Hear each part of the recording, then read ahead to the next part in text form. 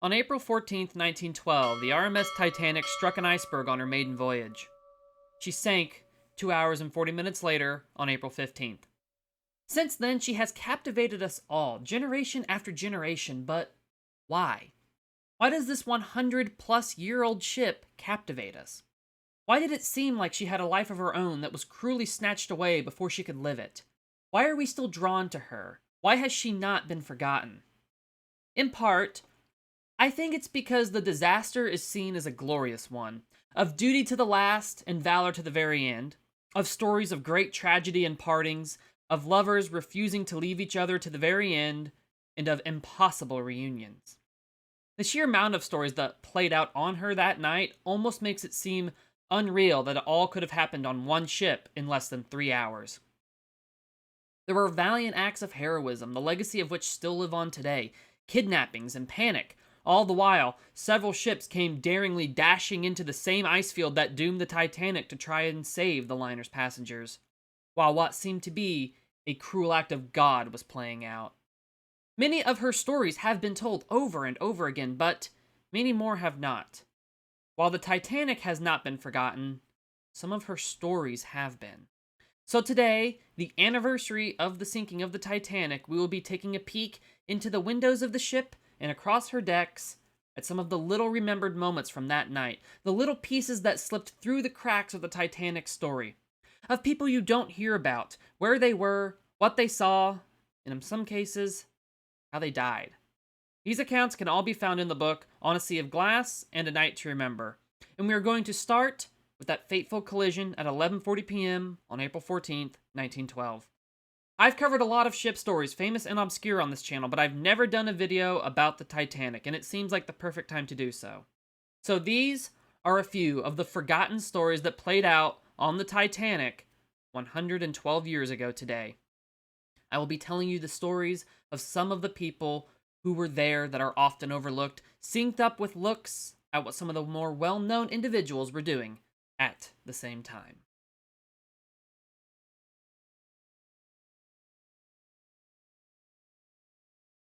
At 11:40 p.m., Titanic's lookouts spotted something ahead. Looming in the dark was a black shape only visible because it was blocking out the stars behind.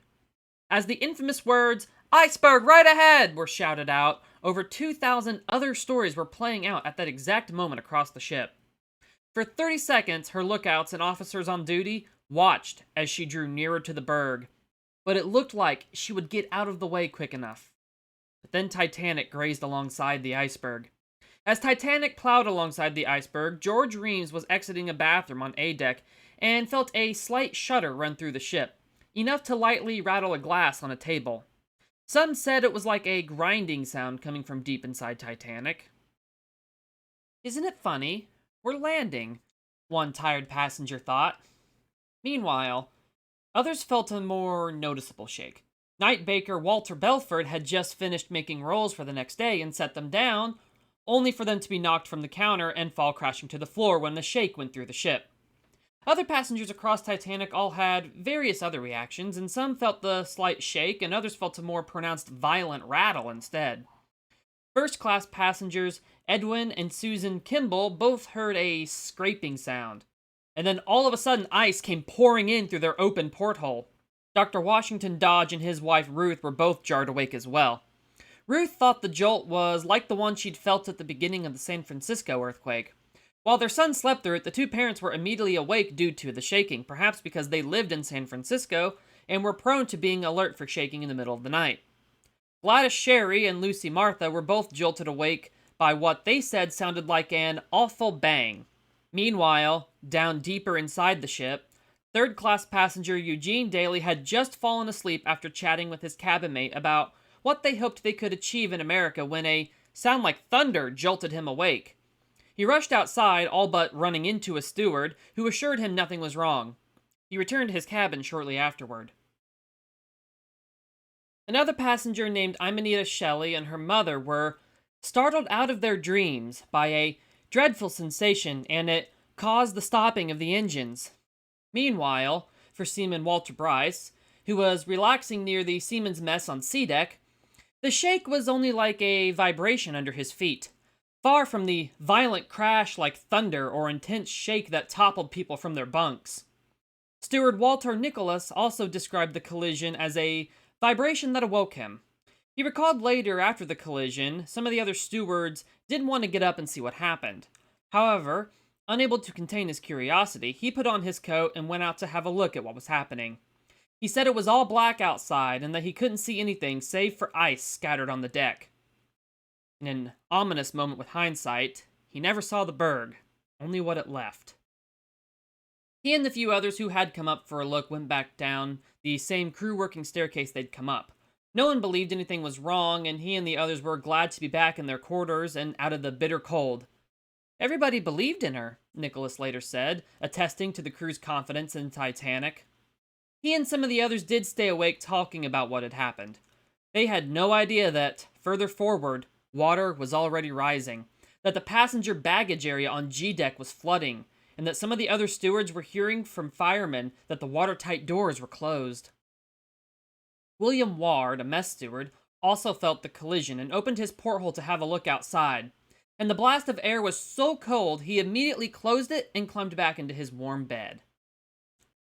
Passenger Edith Rosenbaum, meanwhile, felt a series of tremors that grew more intense run through the ship when the collision occurred, and saw the iceberg pass by her cabin window, eerily describing it as a ghostly wall of white that passed the ship, and immediately she ran out on deck, stopping only to grab a coat on the way. Antoinette Flegenheim, a widow who at one time lived in New York, was also jarred awake by the iceberg collision and immediately got up, determined to ascertain what had happened.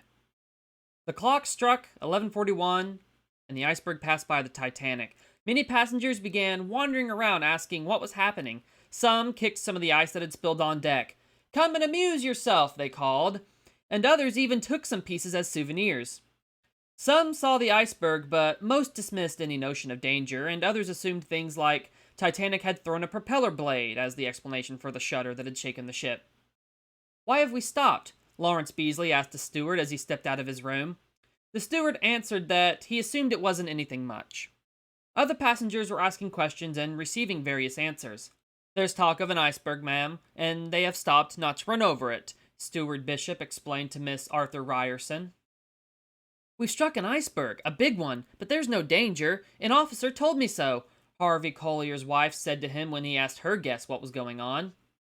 "You worry too much," third-class passenger Elias Nicola Yard was telling his 14-year-old sister, who had been startled awake by the collision with the iceberg.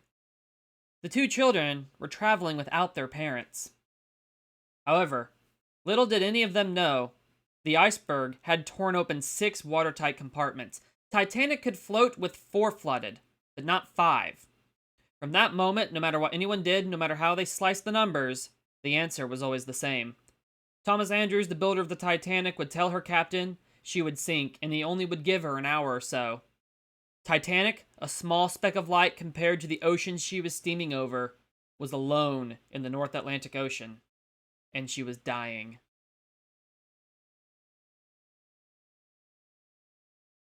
"What have we struck?" Captain Smith asked First Officer William Murdoch when he rushed onto the bridge, having also been awakened in the collision. "An iceberg, sir," Murdoch answered. "I put her hard starboard and run the engines full astern, but it was too close. She hit it. I intended to port around it, but she hit before I could do any more." "Close the watertight doors," Smith then ordered, and Murdoch's reply was immediate. "The doors are closed, sir." As the captain and his officers began to assess the ship, the signs were already becoming noticeable. Titanic was already listing to starboard by as much as 5 degrees.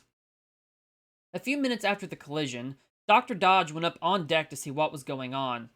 He spotted some steerage passengers on the forward deck kicking around some of the ice, and he ran into 2 stokers and asked them what was happening. "Well, sir, water is pouring into the stokehold," they told him. Dodge now thought the situation might be more serious than he'd first thought, and he headed back to his stateroom to tell his wife what he'd heard. By 11:50, some others began to notice that things were not right. Forward in the ship's bow, Lance Trimmer Samuel Hemming heard a strange sound and left his bunk and made his way far forward as he could, and he found that the sound was the hiss of air escaping from the forepeak locker, where the anchor chains were reeled in. Below him in that room, water was gushing in so fast that it was forcing the air up the shafts and out. Edith Rosenbaum, meanwhile, had been mingling with some of the other passengers investigating the ice and finally left the deck. Someone even suggested that they have a snowball fight with it. But she found it too cold and headed back to her stateroom and prepared to go back to bed. Just as she was about to climb into bed, there was a knock at the door. She opened it and saw a man she knew standing outside. "There's orders to put on life belts," he told her. "I didn't think that you'd heard," he added. "What in the world for?" Edith asked him. "I haven't an idea," the friend answered. What had happened, as Thomas Andrews was learning, was the Titanic had multiple sections of damage opened along her hull by the iceberg. The longest segment we know now was 39 feet in length. The iceberg popped open the rivets and created a series of small open seams in the hull, allowing water to flood into the first several compartments.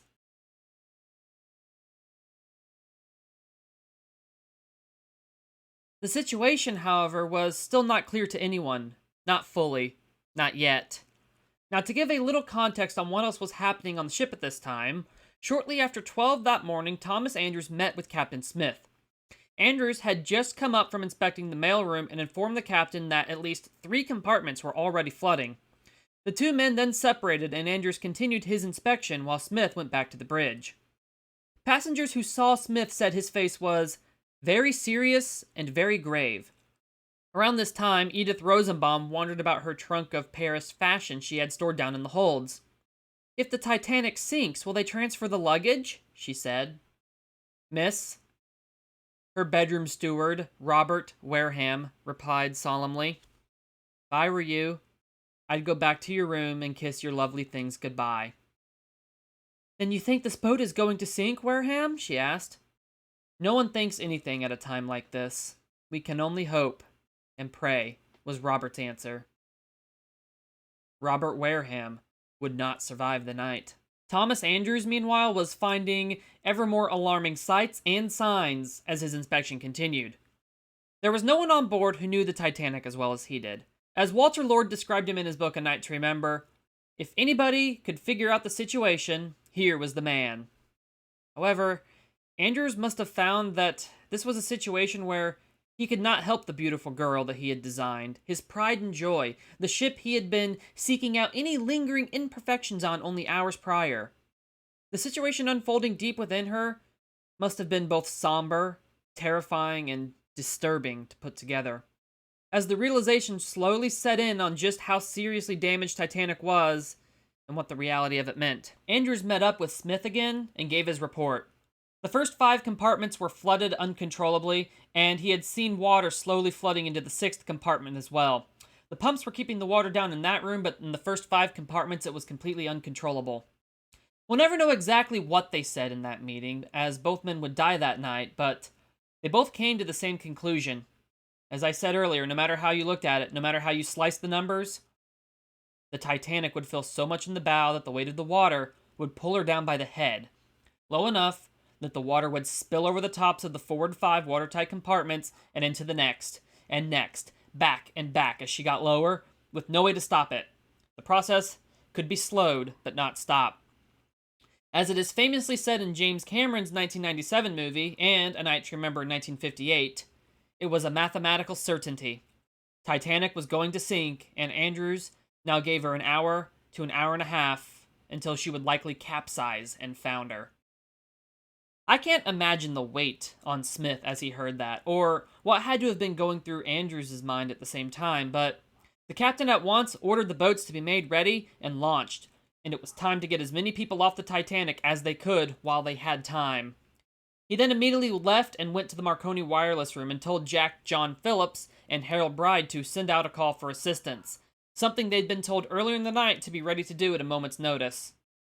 The regulation call for help, Smith told them to send. Just that. Meanwhile, the passengers were still mostly unawares of what was happening, but they now began to receive some alarming or confusing orders. Lawrence Beasley was interrupted while reading in his cabin around this time by a loud shout from above. "All passengers on deck with your lifebelts on!" For the first-class passengers, the knocks on their doors around this time were mostly polite and courteous. Here, stewards had fewer passengers to attend to and could devote more time to each of them. In third class, however, most were woken by harsh pounds on the doors and shouts to get up and put lifebelts on. Siblings Elias and Jamila Nicole Yard had gone back to sleep, but were awakened again by a knock at the door.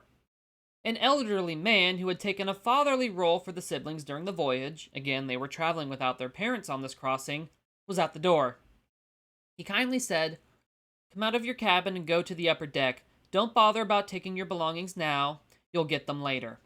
In second class, Imanita Shelley was ringing over and over for her steward. Finally, another steward came to the door and reassured her that nothing was the matter. "Nothing, ma'am.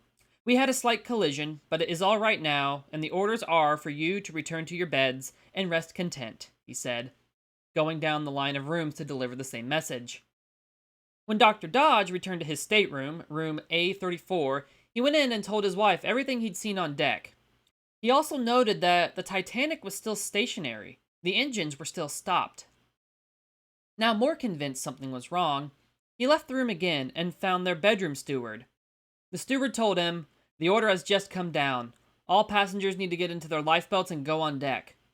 Dodge asked if it was a joke, but the steward confirmed it wasn't, so he sprang back to his stateroom door and told his wife to dress warmly, and then they roused their young son, Washington Dodge Jr. Dr. Dodge made sure to grab 3 lifebelts from on top of their wardrobe before they left the room.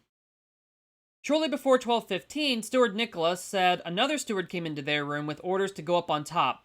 That meant to report to the positions assigned to us in the lifeboat drill. His assigned boat was number 15. Edwin and Susan Kimball, meanwhile, were both up on decks with their lifeboats before 12:30, along with some of their friends and fellow passengers, and they saw only a few other people on deck, and the officers having great difficulty getting people to get into the lifeboats. The group would all eventually get into Lifeboat 5 and leave the Titanic, and they all survived the night. George Reams, meanwhile, was talking with his brother-in-law, Joseph Loring, when Thomas Andrews passed by them and told them they needed to put their lifebelts on. Reams then went down to his cabin and put on some warm clothes and met up with Joseph again. The two opted to stick together.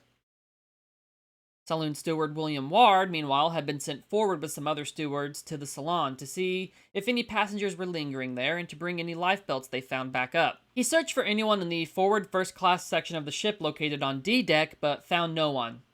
He did, however, collect 7 lifebelts that had been abandoned, put one on for himself, and then took the others and headed back up top.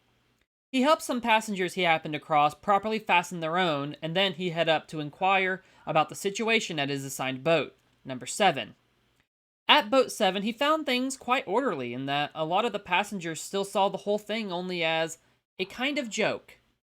The passengers were calling out things to friends leaving in lifeboats like, "When you get back, you'll need a pass. You can't get back on board tomorrow morning without a pass."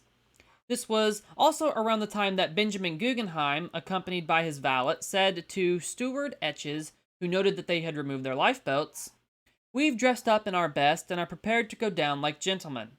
If anything should happen to me, tell my wife in New York that I've done my best in doing my duty." He also said, according to another steward who saw him at a later time afterward, "I played the game straight to the end, and that no woman was left on board this ship because Ben Guggenheim was a coward."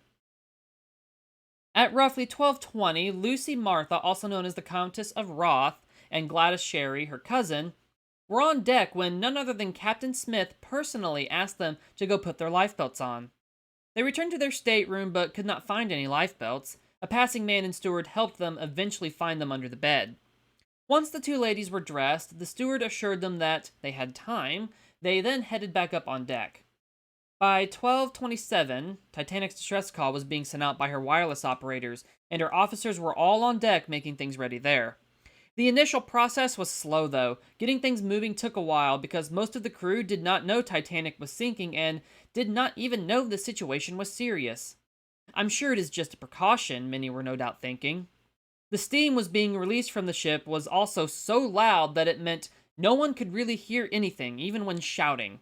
For example, Second Officer Lightoller had to cup his hands over Smith's ear and shout, "Hadn't we better get the women and children into the boat, sir?" Smith heard him and nodded. "Yes. Put the women and children in and lower away," he said. The Dodge family had come up to the boat deck as Boat 7 was being loaded. Dr. Dodge personally fastened the lifeboats onto his family and made sure they were on right and tight. But he hesitated putting them in a lifeboat despite the cause for women and children. He was still unsure if his family was safer on Titanic or in the lifeboats. Finally, though, he chose to put his family in a lifeboat. He led them to Lifeboat 5 and had them climb in. Young Dodge Jr. remembered his father staying behind. The officer said it was women and children only, and a few moments later, the young boy heard the officer say he was going to go below decks and get a gun if the pushing didn't stop. Dr. Dodge's family were on board Lifeboat 5 when it left Titanic. They would all survive the night. Dr. Dodge's fate, however, was not so certain. He remained on Titanic. Later in the night, he found himself further aft on the ship, near Boat 13. It was about an hour later at the time, when the Titanic was nearing her end, and a saloon steward named Frederick Dent Ray spotted Dodge near the boat. He knew the family. He'd been their steward on the Olympic before, and he asked him where his family was. Dodge told him they'd already gotten away in one of the boats. "You'd better get in here then," Ray then said, wanting to save Dodge, and he got behind the man and shoved him into the lifeboat.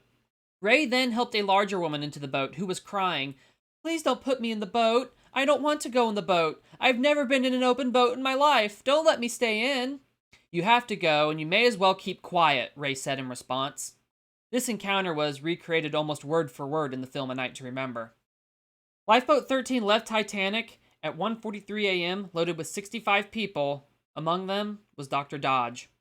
He would survive the night too, as would Steward Ray.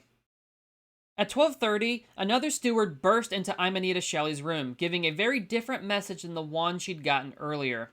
"All on deck with lifebelts on," he said, and then left again. Shelley and her mother both immediately dressed themselves. Imanita had taken a tour of the USS Kentucky once, and was shown how modern ships were near impossible to sink. Now frightened, as she and her mother hurriedly dressed, she asked, "Can it be that the ship is sinking? That this great leviathan of a ship can go down?" Shortly before 12:40, William Ward, who had been assigned to Boat 7, but not told to man it, left the boat, and instead went aft to help loading up Boat 9. He said he assisted to take the canvas cover off her. Lawrence Beasley was near the boat at this time by chance, and he reportedly watched the men take the cover off. Edith Rosenbaum, meanwhile, was in the first-class lounge at about 12:30. People were smiling around her, and her fears had been more or less forgotten. She was just being told by Washington Roebling II that the Titanic was unsinkable. But right as he said this, a deck officer came in and said, "Women and children will kindly proceed to the boat deck. Women and children only." Edith left Washington as he waited in the lounge. He would not survive the night. She trudged up on deck from the lounge alongside the other women and children. She said that there was so much confusion and indecision that she deemed the whole thing a joke and went back to the lounge. She'd stay there until sometime before 1, when she would again wander up to the deck after talking to a bridge officer. There, she actually ran into J. Bruce Ismay himself, who cried, "You? What the devil are you doing here? I thought all the women had left the ship." He then seized her by the arm, none too gently as she put it, and placed her into Boat A. Edith later said, "I screamed as I lurched into the craft, and at the same time I lost both my slippers. I remonstrated against going out in a lifeboat. Some of the men assisted me back on the deck again, where I recovered my slippers." Philip Mock, meanwhile, saw her as he was helping his own sister into the boat, and he finally persuaded her to leave the ship. "Miss," he said, "if you'll put your foot on my knee and your arm around my neck, I'll lift you to the rail, and you can jump in by yourself." "All right," Edith agreed.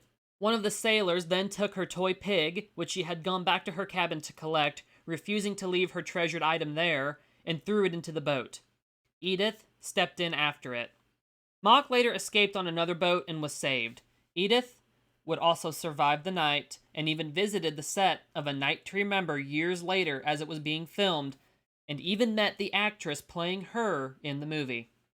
But that meeting was far, far off from that night in 1912, and the Titanic was beginning her death throes.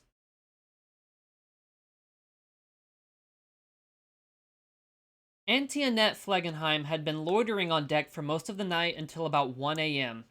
At one point, she intended to go below again and dress herself in a different outfit, but was prevented from going back down to her cabin. She was then among those who were loaded into Boat 7, and she survived the night. Earlier in the night, prior to 1 a.m., in his D-deck cabin, Lawrence Beasley was reading when a shout from above interrupted him. "All passengers on deck with your lifebelts on!" He put his book into his coat, along with a second one, put on his dressing gown, grabbed his life jacket, and headed up top. Beasley was stopped by a passenger who said that she didn't have her life jacket and she asked him to come help her find it. Beasley went with her to F-deck, with her clinging to his arm in a vice-like grip. They eventually found a steward who showed them where they could find life jackets, and Beasley headed back up on deck. On deck, he found steam blowing out from one of the long pipes on the funnels, but noted that the ship still felt steady at this time. He described Titanic as absolutely still, however noticed that the lifeboats were being uncovered and watched intently. Just after 1, while he was standing near Boat 9, an officer came up and shouted, "All women and children, get down to the deck below, and all men stand back from the boats." Beasley spent the next little while watching tearful partings of couples on the boat deck, and it was only then that he began to wonder if the ship was in danger. Little did he know, deep below him in the depths of Titanic, the water was continuing to rise, flooding rooms and halls slowly but steadily, higher and higher up. It wouldn't be long before some down in the bottom of the ship noticed water coming down from above them as it began spilling over the bulkheads and flooding the compartments back. Any doubts Beasley had as to the seriousness of the situation were dashed when, suddenly, a rush of light came from the forward deck. A hissing roar that made us all turn from watching the boats, and the rocket leapt upwards to where the stars blinked and twinkled above us. Titanic was firing rockets, and according to Beasley's words, anybody knows what rockets at sea mean. Shortly before 1 a.m., Eugene Daly had worked his way through the confining steerage hallways until he reached Maggie Daly's cabin. He pounded on the door and shouted, "Water is coming up and up rapidly!"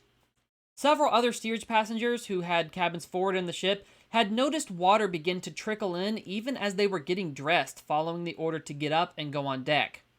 Maggie quickly got her clothes on and joined Eugene in the hallway, and they were joined by Maggie's cabin mate, Bertha Mulvihill, who grabbed her gold bracelet, cross, rosary beads, prayer books, and slipped them into her coat along with her inscribed timepiece, which was an engagement present from her husband Henry. She joined Eugene and Maggie out in the hallway, then went back inside the cabin and grabbed her life jacket, and then went back out and joined them again. Lifebelts in hand, they set off through the hallway, but at this point, there were jostling crowds gathering. Think how tightly packed they are in the 1997 movie for an idea of what this would have looked like.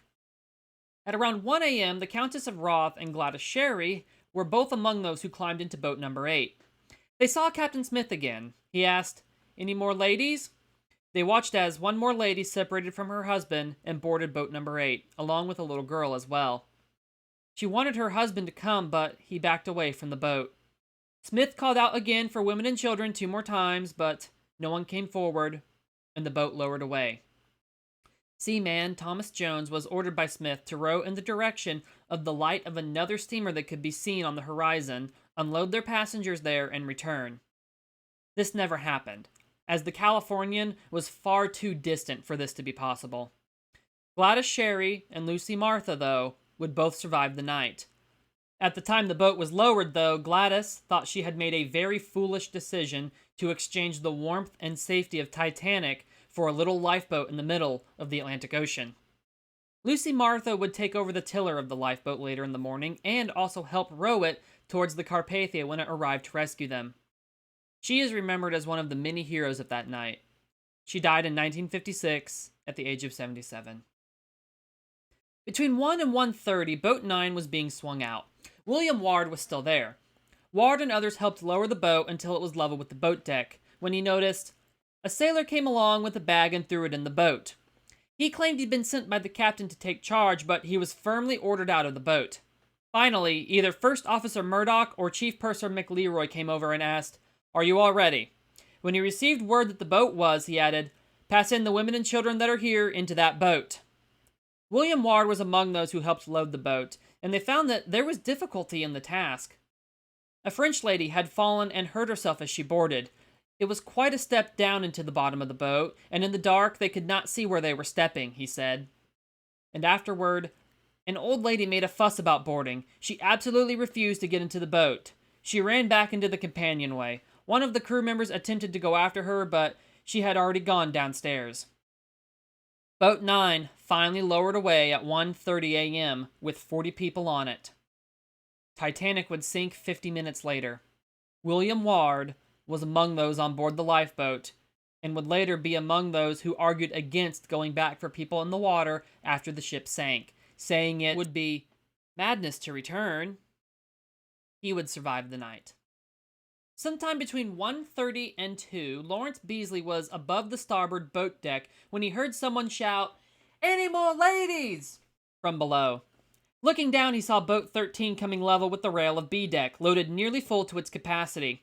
Those in the boats called out again for any ladies, but when they received no answer, they looked right at Beasley and called, "Any more ladies on your deck?" "No," Beasley called back. "Then you'd better jump," they called back. Beasley set himself down on the deck and let himself slide off, landing near the stern of the boat. A few other last-second arrivals were rushed up moments later as well. 2 women who had been found, who likewise jumped, and then a husband, wife, and young baby also all tumbled down into the boat. The boat was then ordered to be lowered away, and all those inside were lowered into the sea. Lawrence Beasley survived the night. 10 minutes before 2 a.m., John Jacob Astor and Archibald Gracie were helping pregnant Madeline Astor board lifeboat number 4. John asked permission to accompany his wife given her delicate position, but was told, "No, sir, no men are allowed on these boats until women are loaded first."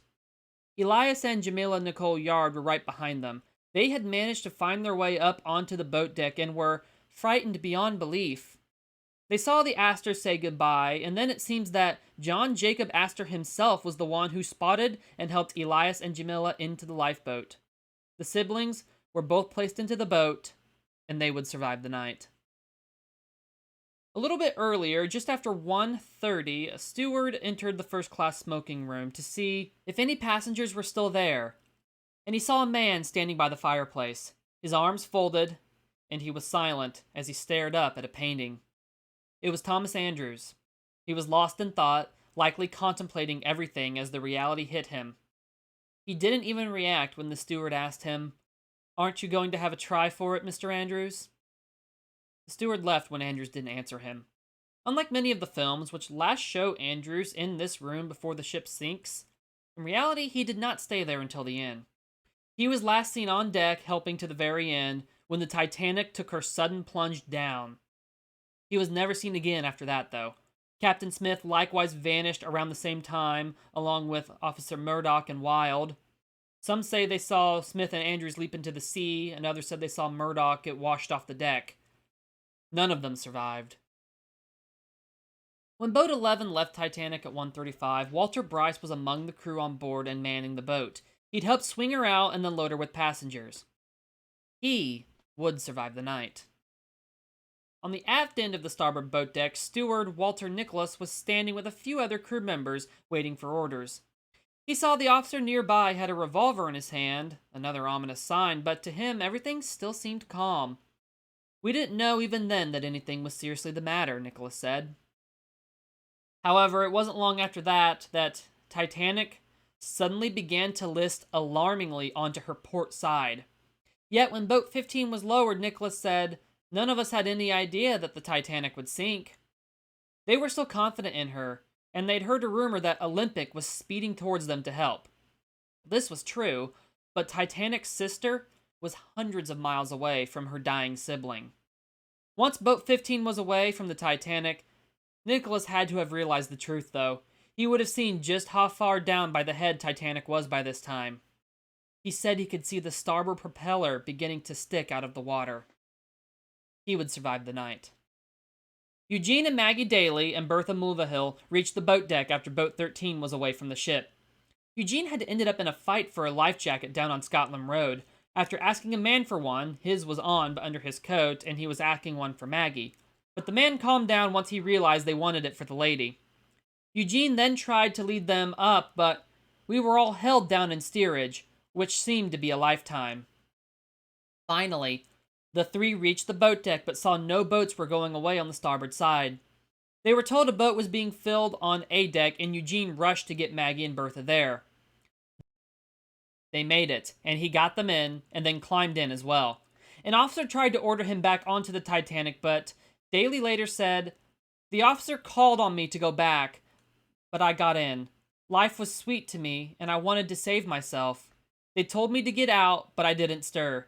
Then they got a hold of me and pulled me out." Eugene had vowed to keep his cousin Maggie safe in the crossing, and only attempted to save his life after they were in the boat first.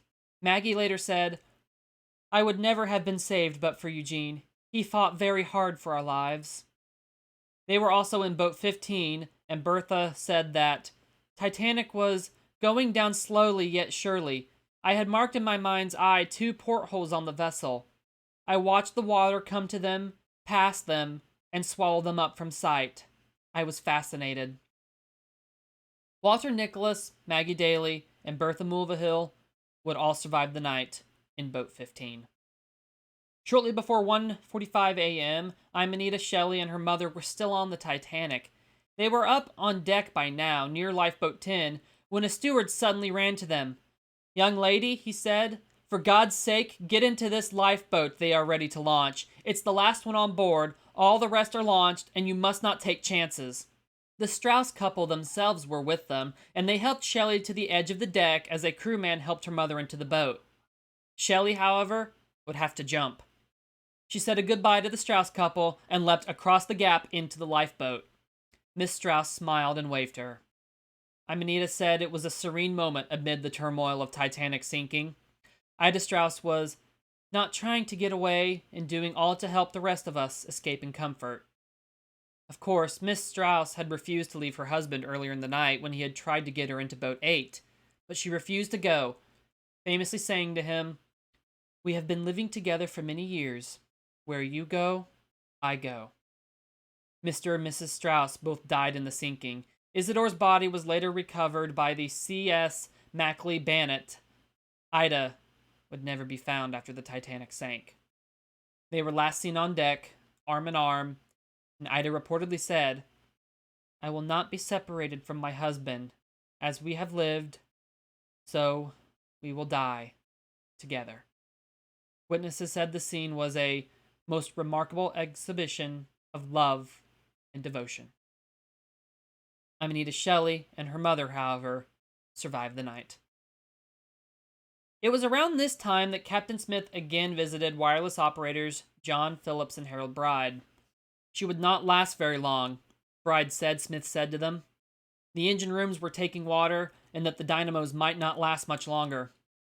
The wireless signal was growing weaker, the two noticed, and they set all the settings on the wireless set to their max power settings, trying to just get a little extra out of the Titanic while she still had enough. Phillips was worried by this point that they weren't even transmitting anything anyone could hear anymore, but he and Bride kept at it. It was 8 minutes to 2 a.m. Titanic had less than 30 minutes left. By 2:02 a.m., Phillips was in communication with the Frankfurt and the Carpathia still. Outside, they could hear people rushing on the deck. "We are abandoning ship," Phillips told the Carpathia after again telling the Frankfurt to keep out due to her wireless operator constantly interrupting Phillips's own messages. "You are a fool. Keep out and do not interfere with our communication," he had sent. But the power was failing. They no longer were receiving any replies. But Phillips still stayed, tapping on the driver. "He was a brave man," Bride said. "I learned to love him that night, and I suddenly felt a great reverence to see him standing there, sticking to his work while everybody was raging about. I will never live to forget the work of Phillips for the last awful 15 minutes.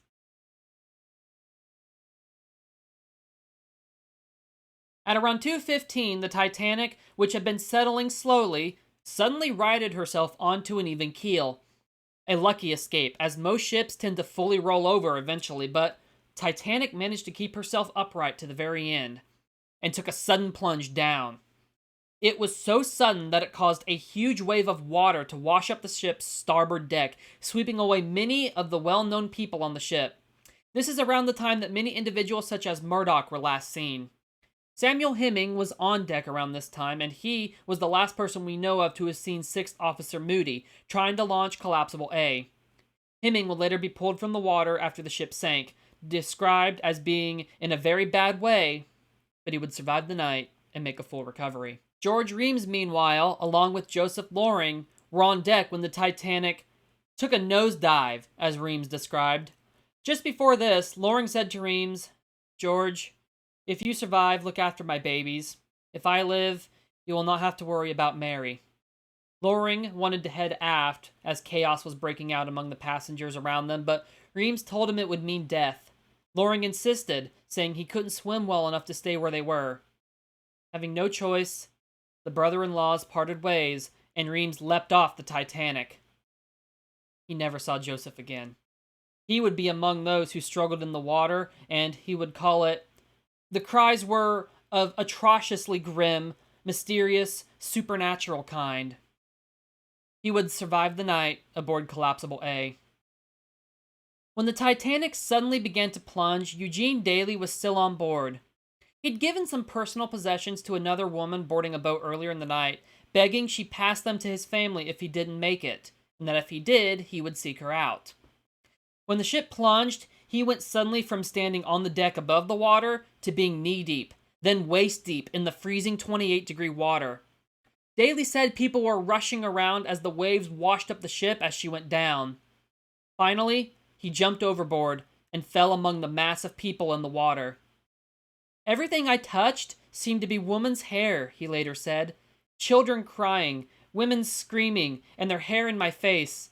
My God, if I could only forget those hands and faces that I touched. I looked down the forecastle and saw the most horrible, heart-rending scenes I have ever witnessed. There were women and children and firemen and stewards all fighting, shrieking for help in their death struggles. I swam away from the ship as the forwards was sinking. I did not feel any suction." When he looked back at the Titanic, he saw her funnels going under. He saw people being sucked down into them as they went under, like flies, he said. It was about 2:17 a.m. at that time, and the sounds of shattering china and glass could be heard, which grew to a sound like a rumbling explosion. Finally, Daly managed to reach the overturned Collapsible B.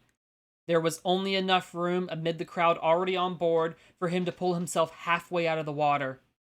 He was so cold and close to unconsciousness, he was hardly aware of the stern of the Titanic looming over him. He finally noticed and said, "Her stern stuck up high. I thought she would fall over on us as she seemed to be swinging around, but she did not." He was in the water for a long time. His fingers were blue, but his overcoat, soaked as it was, might have kept some heat in. And he was finally hauled aboard the overturned boat when another person on board died. He would survive the night. Night Baker Walter Belford also leapt off the ship when she began to plunge, jumping overboard as far as he could.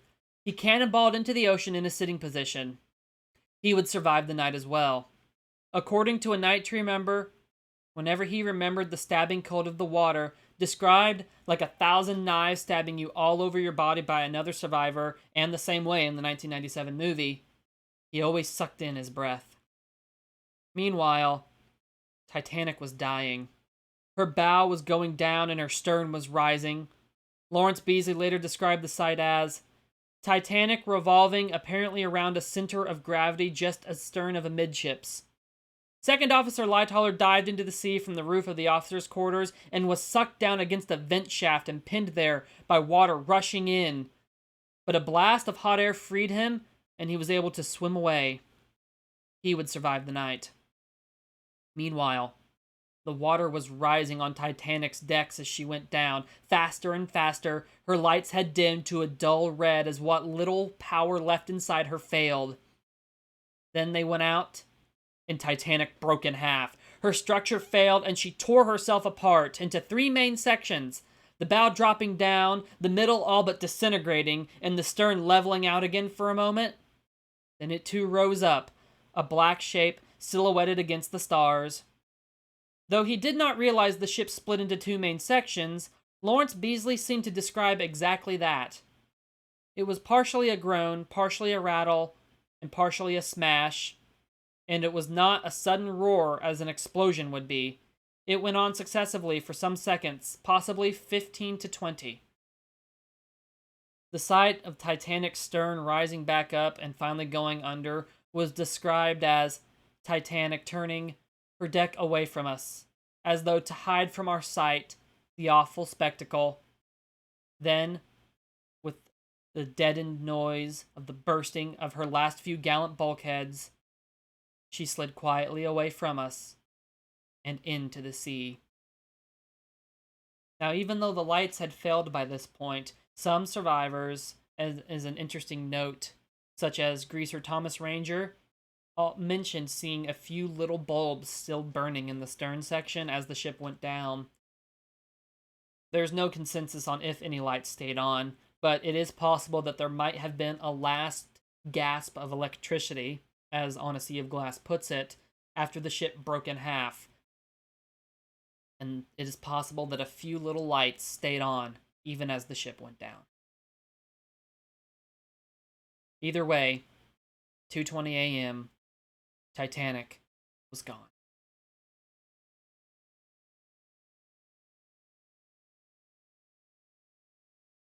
CQD, CQD, SOS, SOS, CQD, SOS, come at once, we have struck a berg.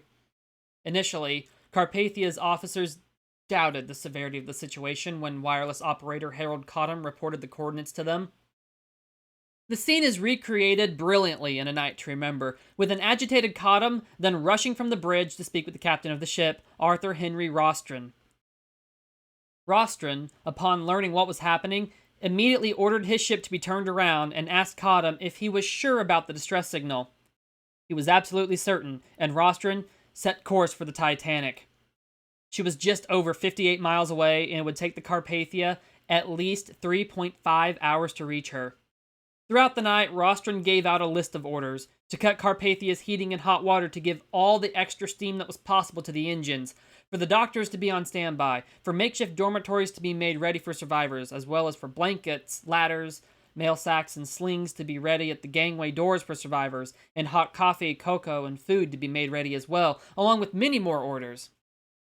Carpathia, meanwhile, raced into the same ice field that had doomed Titanic, running at full speed, running at a faster speed than she'd ever reached before. She's excited, Rostron had said. And Rostron also said that it felt as if another hand was on his as he steered his ship that night. Carpathia successfully dodged all the bergs and growlers in her path as she made her way to the scene of the disaster. At 4 a.m., she finally reached the position of the sinking and found no sign of the Titanic.